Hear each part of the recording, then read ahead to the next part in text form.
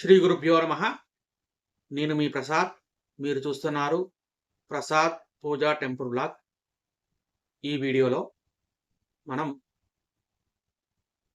దీపారాధన, దాని ప్రాశస్త్యము, ముఖ్యంగా చెప్పాలంటే దీపారాధన అనేది ఏ నూనెతో చేయాలి అనేది ఈ వీడియోలో మనం చూద్దాం. దీపారాధన హిందువులందరికీ కూడా సమస్త పూజా కార్యక్రమాల్లో మనము దీపారాధన చేసే పూజ ప్రారంభిస్తాము. అది మనందరికీ తెలిసిందే. మామూలుగా నిత్య పూజలో కానీ లేదా విశేషమైన పూజా కార్యక్రమాల్లో కూడా మనము ఈ దీపారాధన అనేది చేస్తాం. అయితే చాలామంది ఈ దీపారాధనలో ఎన్ని ఒత్తులు వెలిగియాలి అని చాలామంది అడుగుతూ ఉంటారనమాట.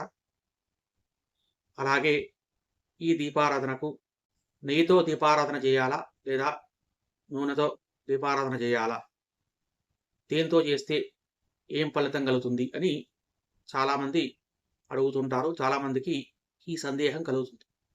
దానికి సమాధానంగా ఈ వీడియోలో సమాధానం ఇప్పుడు చూడండి. దానికంటే ముందుగా ఈ వీడియో కనుక మీకు నచ్చితే లైక్ చేయండి. అలాగే మీ బంధుమిత్రులందరికీ కూడా ఈ వీడియో షేర్ చేయండి. దాంతోపాటు మనది కొత్త ఛానల్ కాబట్టి దయచేసి సబ్స్క్రైబ్ చేసుకోండి. ఇక వీడియోలోకి వెళ్దాం.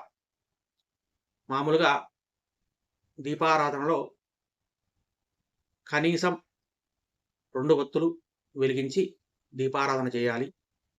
అందులో ఒక ఒత్తి జీవాత్మగా భావించాలి, ఇంకొక ఒత్తి పరమాత్మగా భావిస్తామన్నమాట. కాబట్టి జీవాత్మ పరమాత్మ యొక్క సమ్మేళనమే ఈ దీపారాధన. కాబట్టి మనము కనీసం 2 ఒత్తులు వెలిగించి దీపారాధన చేయాలన్నమాట. అంటే జీవాత్మ పరమాత్మతో కలిసి తేజోమయం అవుతుంది. కాబట్టి పరమాత్మ సన్నిధి యందు సకల కార్యములు పూజలు చేసిన ఎడల సచ్చిదానందమూర్తి అవుతుందన్నమాట. అలాగే ఇంకొక రకంగా చెప్పాలంటే 3 ఒత్తులు కూడా వెలిగించవచ్చు అని చెప్తారనమాట. అంటే 3 ఒత్తులు వెలిగించి దీపారాధన చేయడం అనేది 3 గుణాలకు ఇది ఒక అర్థం అన్నమాట. సత్వ రజో తమో గుణములు ఈ 3 అన్నమాట.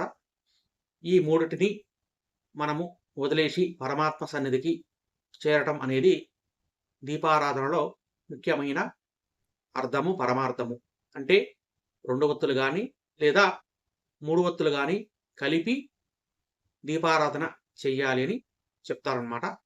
ఇక దాంతోపాటుగా మరి ఈ దీపారాధనలో మరి నెయ్యితో దీపారాధన చేయాలా లేదా నూనెతో దీపారాధన చేయాలా అని, ఇక ఈ దీపారాధనలో మరి ఏ నూనె వాడాలి అని మనం గనక పరిశీలిస్తే శాస్త్రంలో కేవలం 2 మాత్రమే చెప్పారు. ఒకటి ఆవు నెయ్యి, రెండవది నువ్వుల నూనె. ఆవు నెయ్యిలో కూడా దేశీయ ఆవు నెయ్యి, అందున కపిల గోవు నుంచి తీసినటువంటి ఆవు నెయ్యి అయితే ఇంకా విశేషము, లేదా సాధారణమైన ఆవు నెయ్యి అయినా బాగానే ఉంటుంది. ఇక తర్వాత నువ్వుల నూనె. ఈ 2 దీపారాధనకి జనరల్గా చాలా మంచివన్నమాట. ఇక ఆవు నెయ్యితో గనక దీపారాధన గనక చేస్తే జ్ఞానసిద్ధి, అంతిమంలో మోక్షప్రాప్తి కలుగుతుందని శాస్త్రంలో వివరించారన్నమాట.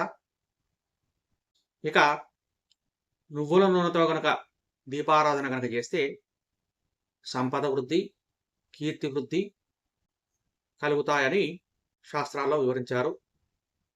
అంటే జ్ఞానము మోక్షము కావాలనుకునే వాళ్ళు ఆవు నెయ్యితో దీపారాధన చేయాలి. సంపద కీర్తి కావాలి అనుకునే వాళ్ళు నువ్వుల నూనెతో దీపారాధన చేయాలన్నమాట. ఇక దీంతో పాటుగా జనరల్గా చాలామంది ఆవు నెయ్యితో అలాగే నువ్వుల నూనెతో కూడా దీపారాధన చేస్తారు. అప్పుడు మరి ఏ దీపము ఎక్కడ పెట్టాలి అని అంటే దానికి కూడా మన శాస్త్రంలోనే వివరించారనమాట. మామూలుగా ఆవు నెయ్యి, నువ్వుల నూనె ఈ రెండింటి దీపారాధన కనుక చేయాలనుకునేటప్పుడు దేవుడికి కుడివైపున ఆవు నెయ్యితో దీపారాధన చేయాలి. అదే ఎడమ వైపున నువ్వుల నూనెతో దీపారాధన చేయాలన్నమాట. ఈ విధంగా దీపారాధన చేయొచ్చు. ఇక మూడవ అంశం ఏంటంటే, దీపారాధన చేస్తాము. కొన్ని సందర్భాల్లో దీపం కొండెక్కే అవకాశం కూడా ఉంటుందన్నమాట. అంటే గాలి వల్ల కావచ్చు, చెయ్యి తగిలి కావచ్చు, లేకపోతే ఇంకా ఏదైనా పొరపాటు వల్ల దీపం కొండెక్కడం జరుగుతుందన్నమాట. అటువంటి పరిస్థితి వచ్చినప్పుడు ఏం చేయాలంటే, ముఖ్యంగా ఆ దీపము, ఒత్తులు అన్ని తీసేసి, తర్వాత అక్కడ ప్రధాన దైవం శివుడైతే పంచాక్షరి మంత్రాన్ని 108 సార్లు, లేదా అదే గనక విష్ణుమూర్తి అయితే అష్టాక్షరి మంత్రాన్ని గాని, లేదా ద్వాదశాక్షరి మంత్రాన్ని గాని, తర్వాత అక్కడ గనక అమ్మవారుంటే అమ్మవారి నామాన్ని గాని 108 సార్లు జపించి, మళ్ళీ కొత్త వత్తి వేసి, మళ్ళీ దీపారాధన చేయాలి. ఈ విధంగా గనక దీపారాధన గనక చేస్తే వాళ్ళకు సమస్త శుభాలు కలుగుతాయని శాస్త్రంలో వివరించారనమాట. ఇక బ్రీఫ్‌గా చెప్పాలంటే, దీపారాధన అంటే అటు జీవాత్మ, పరమాత్మ యొక్క సమ్మేళనముగా ఒక రకంగా భావించొచ్చు. ఇంకొకటేంటంటే, పూర్తిగా అంటే సత్వగుణము, తమోగుణము, రజోగుణము నశించి కైవల్య ప్రాప్తి కోసం అనేది దీపారాధనకి ఇంకో రకంగా భావించొచ్చు. దాని తర్వాత ఈ దీపారాధనలో అటు ఆవు నెయ్యి గాని, నువ్వుల నూనె గాని, ఈ రెండిట్లో ఏదైనా వాడొచ్చు, లేదా 2 కూడా వాడొచ్చు మన శక్తిని అనుసరించి. ఇక ఈ దీపారాధన అనేది దేవుడికి కుడి భాగంలో ఆవు నెయ్యి, ఎడమ భాగంలో నువ్వుల నూనెతో దీపారాధన చేస్తే చాలా మంచిది. దాని తర్వాత ప్రాయశ్చిత్తం గురించి దేవతా సంబంధమైనటువంటి 108 సార్ల జపం చేసుకుంటే, ఒకవేళ దీపారాధన గనక కొండెక్కితే దాని యొక్క దోష శాంతి జరుగుతుందనమాట. ఇది ఈ దీపారాధన యొక్క వీడియో. ఈ వీడియో మీ అందరికీ ఉపయోగపడుతుందని నేను అనుకుంటున్నాను. ఈ వీడియో గనక మీకు నచ్చితే లైక్ చేయండి. అలాగే మీ బంధుమిత్రులందరికి కూడా షేర్ చేయండి. అలాగే మన ఛానల్ కొత్త ఛానల్ కాబట్టి దయచేసి అందరూ కూడా సబ్స్క్రైబ్ చేసుకోండి. గోబ్రాహ్మణేభ్యః శుభమస్తు నిత్యం. లోకాః సమస్తాః సుఖినో భవంతు. స్వస్తి.